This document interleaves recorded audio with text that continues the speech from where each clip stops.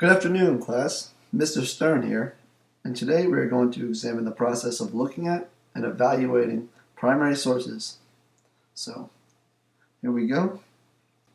When you're starting to look at a document, first thing you do is look at the physical attributes of the document themselves. What this means is that you're going to look for, is the document old? Is it frayed? Is it a poster? Is it written in a diary? Is it typed? Is it handwritten? Does it appear erased in any way? Basically, you're just taking in the document overall. Next thing you're going to want to do is place the document in its historical context. The way you do this is, to the best of your abilities, you go try to answer the following questions. Who wrote it? What do you know about this person? Where and when was it written? Why was it written? Who was it written for? Basically, if you answer each of these questions, you can get a lot more about it. By figuring out who wrote it, what you know about them, it gives you an idea as to their intentions. Knowing where and when it was written gives you an idea of the approximate historical period, and knowing where gives you an idea of prevailing ideas at the time. If you can get an idea as to why it was written, it gives you a big help in trying to understand biases and whatnot. And knowing who it was written for allows you to say, okay, this is the audience, so perhaps this document is speaking to them. And those are the things you need to do to put it in its historical context.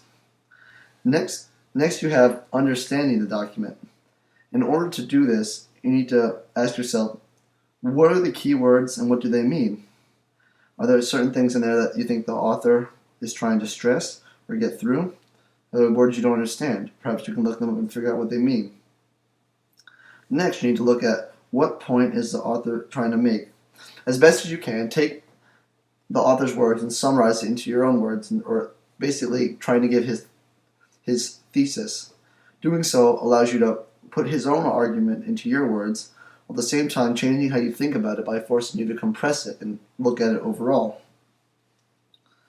Next thing you're going to want to do is say, now that I have this thesis, does the author offer evidence within his own work to give support for this?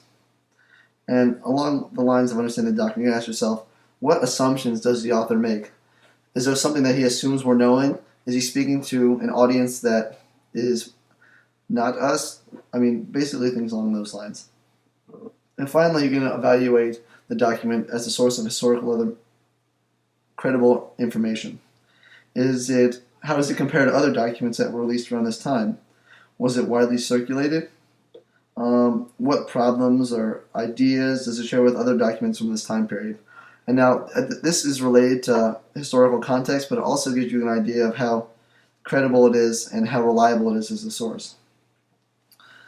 For example, if you have a bunch of newspapers from the Yale journalism era with William Hearst Garrison, you're going to have a lot of things that may be outlandish, and you need to understand that and take it at face value.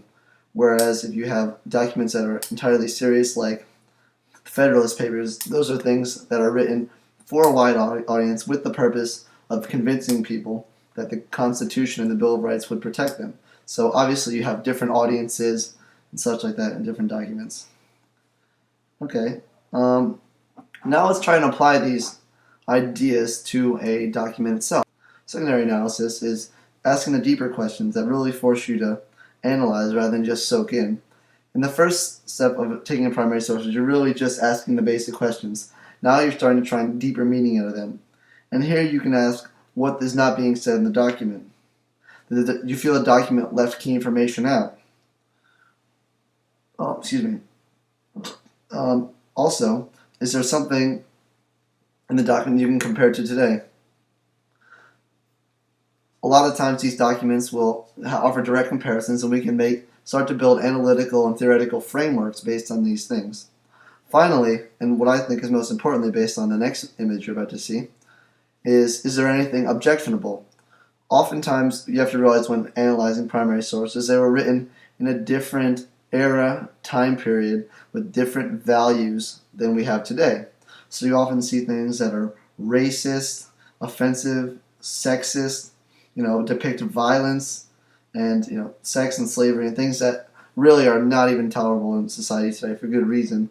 But given the circumstances they were in, the historical time period, you have to realize that these things were okay. And you have to use that not to be offended, but to take note and try and explain why, and if there's evidence for why these things were said or not. So knowing that, we're going to look at our next document and final document and go through the historical analysis from the beginning. Okay? And I'm actually going to zoom out just so you can see it a little bit better. But the whole document itself is right here. Oops, sorry about that. And it says, at the top, I'm first seeing it, and I'm sorry, it blends in a little bit with the background as you guys can see. I'm just going to make it a little bit smaller for y'all. And let's try it now. Oops. Yes. It didn't work. Anyway, what you can see is at the top here it says, Tokyo Kids Say, and we're just taking it in, looking at the various pictures, words, but not really soaking in yet. And then we'll try and place it in its historical context. Who wrote it? Well, this is an image, a poster, a propaganda poster perhaps, and there's no idea who wrote it. But based on the assumptions, we can say, well, here's a Nazi symbol, and here's a crude depiction of a Japanese person. So it is likely that is someone on the Allied side, either an American or a British, because of the English language used in it. We don't know anything about the person themselves, though. Based on the image and the fact that Nazi and Rising Sun images are used, that it's a World War II era picture, likely after Japan entered the war against the United States. Why was it written? Well, the purpose of it is, basically to give a message that you don't want to waste good metal because it's helping the war effort. And we'll go into that analysis a little bit later. But the audience is clearly either Americans who are wasting scrap metal or factory workers who are, as you see here, creating imperfect scrap metal that's wasted. Alright, so let's go into understanding the document now that we've placed it in its historical context somewhat. Some of the key words you see are, at least in my opinion, you'd have, Tokyo, which is misspelled wrong. And right here, I think we have a kid word. Kid, or a keyword, kid. Basically what such language is doing is it's, belittling or dehumanizing the Japanese person in a way. Just as racist slaveholders in the antebellum period called, African Americans boy, they're saying this is a kid, basically, not giving him a full adult status. It also kind of makes fun of his grammar with the say, rather than saying, Tokyo man says, it says Tokyo kid say, implying that, a certain stereotype of Asian speech is in order. Finally, I think a key word here would be Jap, which is a derogatory way of referring to a Japanese person, which you don't necessarily hear a lot of today, but would have been prevalent at the time, especially in these propaganda posters. I think the point the authors try to make is pretty clear. If you have metal like this one, like this piece right here, which has a defect right here, please do not waste it. Oops. Sorry about that. It auto-recovers from time to time. Anyway, it's saying, please do not waste it. And it has a little tag here, which, if you can't see, says rejected. So someone messed up on this piece of scrap material, and it got turned back for whatever reason. Now, let's start to give evidence for his thesis. Well, right here you have something wrong with these rivet holes, so it got rejected. Now, looking at the man himself, you see a very brutish, animal-looking depiction of a Japanese man. And you can tell he's Japanese because he has a rising sun on his head, in his little hat. And he has right here the Nazi emblem, the swastika. And basically he's saying that by wasting this scrap metal, you're helping save face for a Japanese soldier in the war somewhere. And let's take a moment to reflect on the assumptions the author's making in his depiction of this Japanese person. Then you could call this an author or an artist because it's just a propaganda poster. Often it's a mixture of both.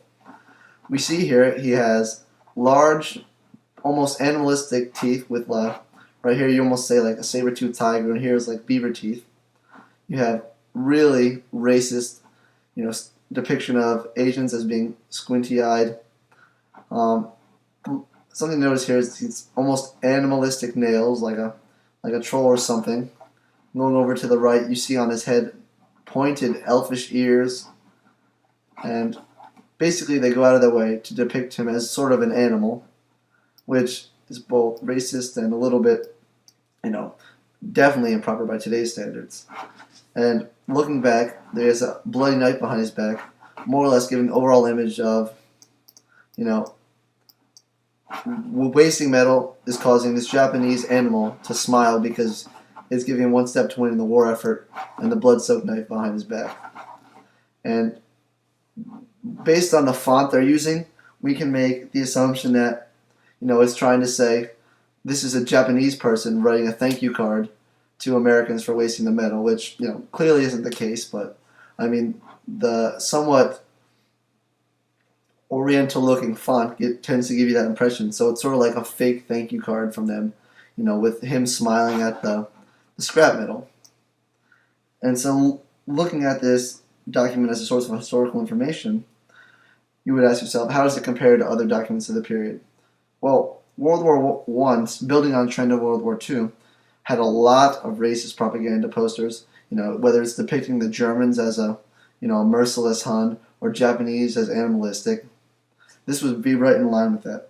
And each one kind of went for different goals, whether it's, don't turn on the lights at night, don't, loose lips sink ships. But underlying all these things is, besides the core message, there's images on top of it that are meant to, wreak fear and emotional responses. In this case, it's the racist aspect. And that's kind of what the authors are trying to do. Given just the document itself, we don't have any idea as to what its circulation is. But, looking at it, you can say that it shared the assumptions of racism with other posters. Which also brings us into the secondary document. What is it not saying? Well, it's not saying, who it was produced by. Usually posters like this will have something that's like U.S. Department of War or some sort of identifier. So that raises a red flag as to who it's not said by. But, we can also read, what does it say about, the things that we may find offensive, whether it's, we can say that, clearly at this time, during World War II, it was more than okay to portray your enemies as, racist or as animalistic tyrants that'll stab you in the back. Nowadays, that wouldn't be so acceptable and would definitely be considered outrageous. So clearly there's a changing of opinions. We can also say that there's definitely some, besides racism, just dehumanizing behavior and a stereotypical, stereotypical characterization of a Japanese person in this. And there's also the violence aspect where he's holding a blood-soaked knife. But, as far as historical analysis go, that's a very good start. And then with other documents of this sort, you could start to build a narrative. So let's say you had another document depicting an animal-like Japanese person saying, by you talking, I'm sinking your ships, the old loose lips sink ships moniker. Well, you can start to build a narrative saying, based on evidence A and B, we could say that, the American side of the war used racist propaganda to promote very simple war aims. And then we need further evidence to explain why that is. So looking back, let's summarize what we've gone over so far. To summarize, we begin by assessing the document overall. We then place the document in its historical context. We began to understand the document by figuring out who wrote it, what were they trying to say. We evaluated its credibility by comparing to other documents. And then we examined what is not being said compared to sensibilities today and sought out anything objectionable. If you have any questions, email me at sternm09@highpoint.edu. Have a great day.